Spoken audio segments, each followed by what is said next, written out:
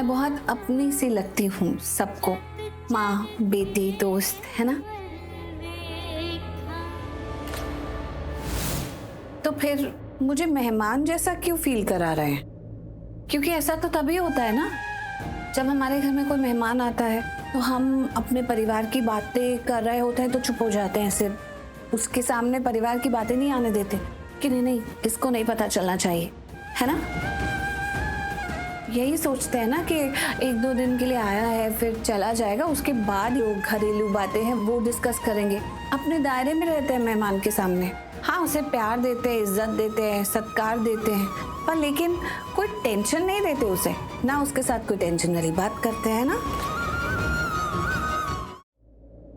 कुछ हुआ है क्या बाय एनी चांस? ये गोल गोल बातें जो आप कर रहे हो, आई थिंक कुछ हुआ है, राइट? बताओ ना क्या हुआ है, व्हाट्स बॉदरिंग यू? वही हुआ है ना जो नहीं होना था। यहाँ जो भी हुआ है बहुत गलत हुआ है।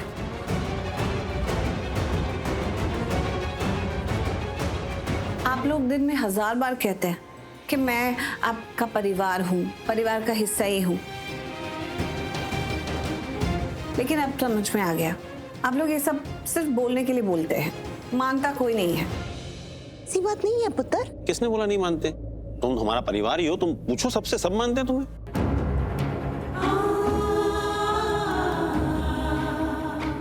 हमारे लिए तुम हमारे परिवार का हिस्सा हो और हमेशा रहोगी। तो अगर इतना ही मुझे फैमिली मानते हैं, अपना कहते हैं, तो मुझे फैमिली वाला हक क्यों नहीं देते?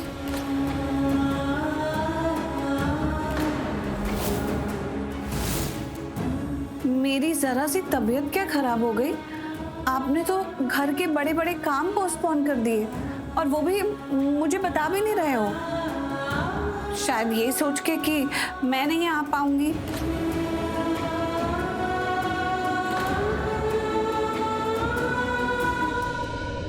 कैसी बातें कर रही है पुत्र? दिल दुखी क्यों कर रही है? दिल तो आप लोगों ने मेरा दुखाया है। अरे मैं जरा सी हॉस्पिटल क्या पहुंच गई, चोट लग गई, तो आप लोगों ने मेहंदी पोस्टपोन कर दी, और वो भी मुझसे पूछा भी नहीं, बात भी नहीं की, बताया भी नहीं। सुना मैंने, अभी मैं आई तो आप लोग यही बात कर रहे थे ना कि मेरी तबीयत ठीक नहीं है तो मेहंदी आगे कर देते। मेरी तबीयत बिल्कुल ठीक है, अच्छी खासी आप लोगों के सामने खड़ी हूँ, और क्या चाहिए? तो प्लीज इस शुभ काम को उसी के मुहूर्त पर कीजिए।